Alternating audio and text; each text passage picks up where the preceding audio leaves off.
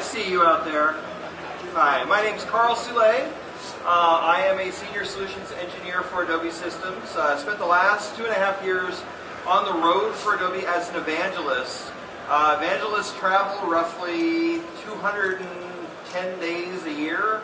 So I never know what time zone I'm on anymore. Everyone asks, didn't you have jet lag? It's like, yeah, you just always have jet lag. So right now I'm focused more on the broadcast and feature film side of things. We've seen tremendous growth with Adobe Production Premium in the world of broadcast, and also working as a tool on set and other roles within the feature film community. So what I'm going to spend the next half hour or so actually talking about in this session is, you hear a lot about how Adobe tools all interoperate within the suite itself. Something you don't necessarily hear about is how we have added tools inside of Production Premium to work with everyone, to work outside of the suite. Because it's all about finding the right tool for the job and the task at hand, right? You want to do it the fastest way you can. You don't really care which tool you use. You just want to use the right one for the job. So what we've done in Production Premium is added the capability of moving outside the suite and added round-trip workflows within a number of other tools. And I want to give you guys a few examples of where these can really come in handy in real-world production applications. So that's it on my PowerPoint slides. Let me go ahead and just quit out of PowerPoint. I like to keep the PowerPoint kind of simple here. And I'm actually going to start over in Final Cut Pro. I imagine a few of you out there edit with this application. Yeah. We have the ability within CS5, we now have the ability to not only take a Final Cut Pro edited timeline into Production Premium, but we can now also take out an XML file, an FCP XML file for ingesting a timeline back in. So we have the ability to round trip working with this application. How this all works, if I've got an edited sequence here and I need to move this over to Production Premium for some more work, all I have to do is select my sequence, go to Export, XML, and I can save out an XML sequence here. We support up to version 5. And I'll go ahead and just save this to my desktop. We'll call it the behind-the-scenes sequence, and now I've got it there on my desktop. For those of you who have never, how many here have never used Premiere Pro? A few hands going up. Okay. A few basics on setting up Premiere Pro the first time you're going to use this. First thing it asks you for is saving your project. No problem. I'm just going to call this untitled for now. Now this is where people get scared. I've talked to a lot of FCP users. When they first see this, they're like, I don't know, what am I using? I've got QuickTime files. What do I choose here? Here's the secret. You ready for it? Hit the cancel button at this point. All that's asking is, hey, if you're going to do some editing, you want to create a timeline. Premiere Pro doesn't really have one native format. We've designed Premiere Pro to support a wide variety of different formats, and it's asking if you want to create a timeline at that point. In this case, I don't. I have my edited sequence. I'm going to bring it over. I'm going to import that. Now, if you haven't worked with Premiere Pro before, another thing to be aware of is keyboard shortcuts. Every editor that I know who's fast relies on keyboard shortcuts and gets very concerned about the idea of, I'm using a different application, I'm not going to have that speed and performance. Inside of Premiere Pro, we include feature sets so that you can switch the keyboard shortcuts from the native Premiere keyboard shortcuts to Final Cut Pro and Avid keyboard shortcuts. So if you want to kind of keep that functionality, you can. Because again, it's all about using the right tool for the job. Now to bring in my XML sequence, all I have to do is double click on this project bin. That's true for any piece of media in Premiere. I can just double click there. But in this case, I'm going to take this XML file, select it, hit open. I get a little translation report telling me if there's any issues or changes. And from here, all my media imports and my timeline sequence imports right into Premiere. Now, because I'm more of a Premiere person, I'm actually going to switch my keyboard back over to what I personally like, which I happen to like the keyboard shortcuts in Premiere. And now, let me go ahead and put up my program monitor here.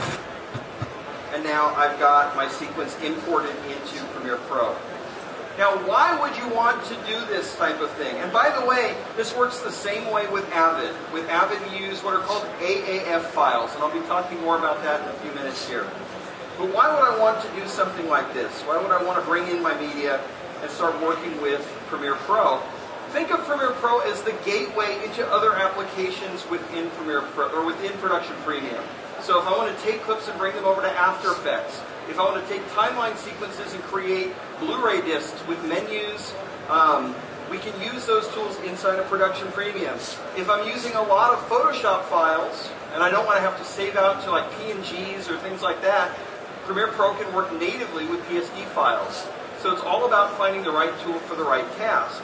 If I want to take this particular clip and send it over to After Effects, here's how simple it is in Production Premium. I right-click on it, I say Replace with After Effects Composition, and in one step, it brings the footage over, creates a new comp for me, saving me a whole lot of time. If you think about what that takes when you're in Final Cut to take one particular clip and send to After Effects, it can be time-consuming.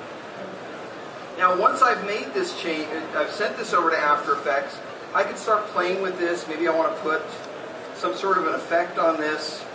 We'll just take one of my favorites from CS4, drag and drop it on this clip, and kind of adjust the shading steps here on this to give it a different look of the video, some kind of high contrasty look to the video.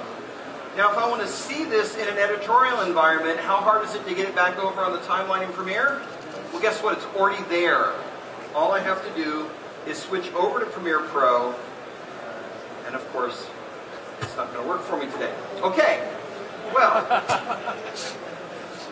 it appears somebody has installed some point products on my system since yesterday, and we're just going to move ahead here. You're going to have to trust me. It's really cool. It becomes a composition right on the timeline in Premiere, so you can actually see your clips in an editorial environment. The same goes for working with Blu-ray authoring. If I have a timeline sequence that I want to go out to a Blu-ray project, and we have full support for creating a Blu-ray project with menus, even the BDMV multi-page menu support, that's something new for CS5. We have the ability to do that as well. To get my timeline from Premiere Pro, I've taken it from Final Cut into Premiere Pro in one step. To get it from Premiere Pro over to Encore for disc authoring, I pick up the timeline sequence, I switch to Encore, and I just drop it right in my project, and that imports that timeline sequence right into the scene here. So from here, there's my timeline sequence. I can see a little thumbnail of it up here, and I can take and throw it onto a new Encore timeline and start adding chapter markers and getting this set up and ready to go for Blu-ray authoring. So I can go very, very quickly and create Blu-ray discs, but I can also go in and do the work and create multi-page menus and the like here. So that's just one quick example of where I might use Premiere Pro as kind of a gateway into other applications. Let me show you why you want to know how to use Premiere Pro for your day-to-day activities. To do this, let me go ahead and switch to a different Premiere Pro project. We'll go into this medieval project here.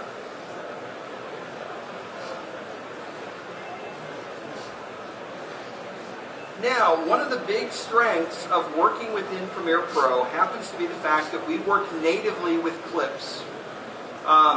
If you've ever gone through the process of having to ingest clips into a lot of other systems are getting better at this as time goes on, as new versions come out, but there's still a lot of formats out there that in order to see clips on a timeline, you've got to take the time to transfer them off the card, put them on the hard drive someplace, they've got to be converted, right? And this can really, it prevents you from really seeing what's going on when you're on set and you're actually working and doing an edit. With Premiere Pro, I can actually read media right off of a memory card. And this is true for XDCam, for P2. This is a DSLR camera. And yeah, this shoots to QuickTime files. How many here use a camera like this right now? What's the first thing you do with your media? Transcode it? So working with clips like this, we don't want to have to go through and transcode clips. We want to drop them right on the timeline. I can actually take the card right out of the camera